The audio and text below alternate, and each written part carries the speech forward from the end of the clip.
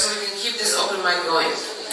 Up next, our next performer. Not sure what they have for us tonight, but I am looking forward to hearing.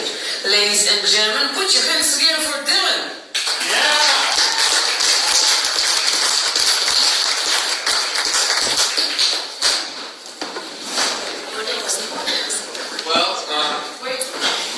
Happy birthday, Dylan. It's my birthday, so even if you don't like my jokes tonight, you have to laugh at them. I've got more Maharishi jokes too. I couldn't leave town just withholding them. So, all right, we'll start off on that light note. All right. So, why did the TM teacher cross the road? Hi. I don't know. Go to the dome. Yes. Hey, that was easy. Okay, what do you call a Jewish TM teacher? I don't know. What do you call it? A guru.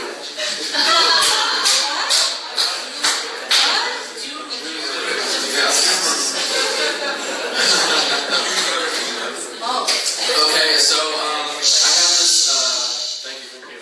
I have this concept. So you know how there's the whole Dante's Inferno book where this guy wrote this book about he was mad at high-ranking members of the church, and so he wrote a book about all the ways that they're being punished in the afterlife. And I think it's the 9 circles of Dante's Inferno or something.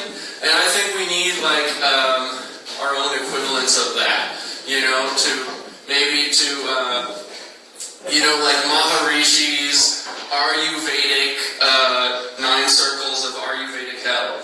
So every time you actually infringe on natural law, you are actually creating a moral crime that is being weighed in your afterlife. So, for example, the outer circle, Maharishi Ayurvedic 9th circle of hell, is reserved for people who heat up their honey past room temperature.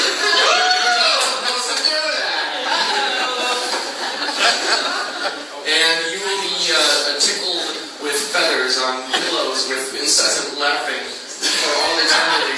That's your punishment.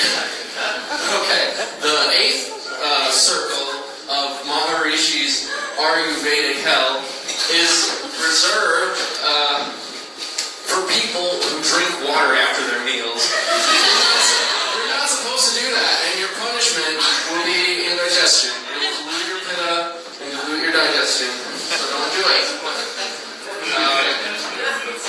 And the 8th circle of Maharishi's Ayurvedic hell is reserved for people who eat mushrooms and garlic. We know what you're really up to. We know what you're up to in there. And, okay, let's see what else I got on the target.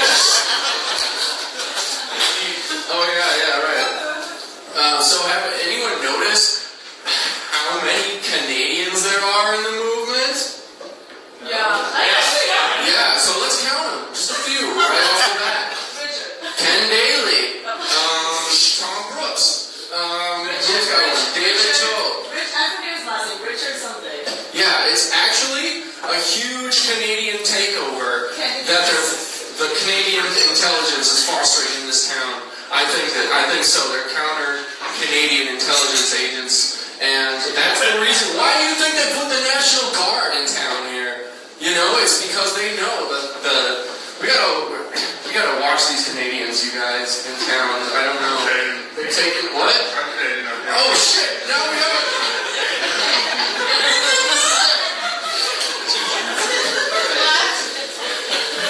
Me too.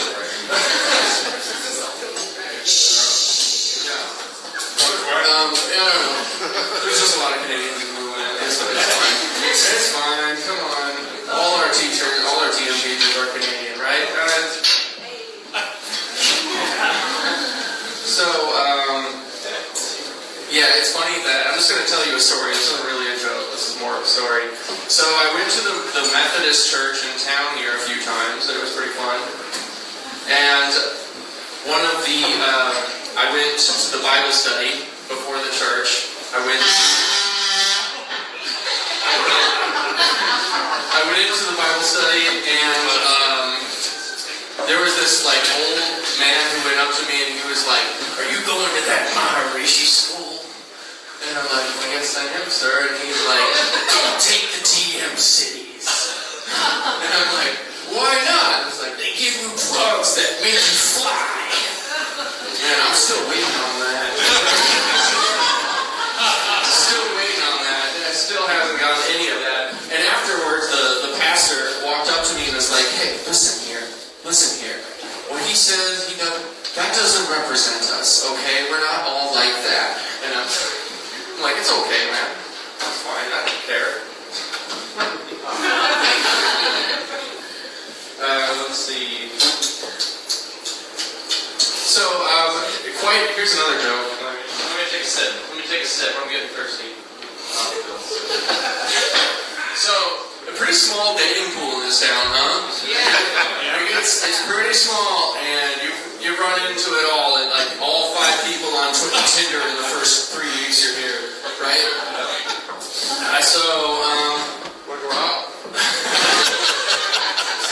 back in the good old days, where we used to meet at the open mic nights and kindle the. Have you heard of that dating app called Hinge? Unhinged is more like it.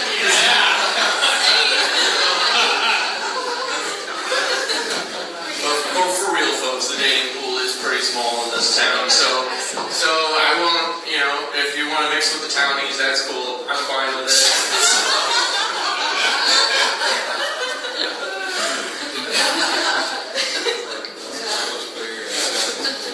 2 minutes. Okay.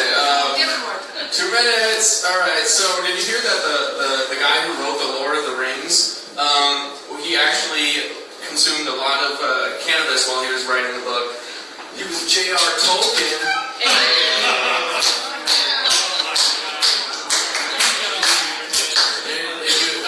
Did you hear that the writer of Harry Potter was also doing drugs while writing her books?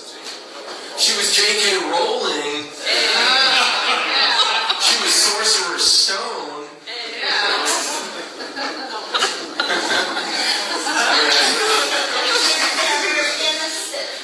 Yeah. Yes, they are very innocent beings.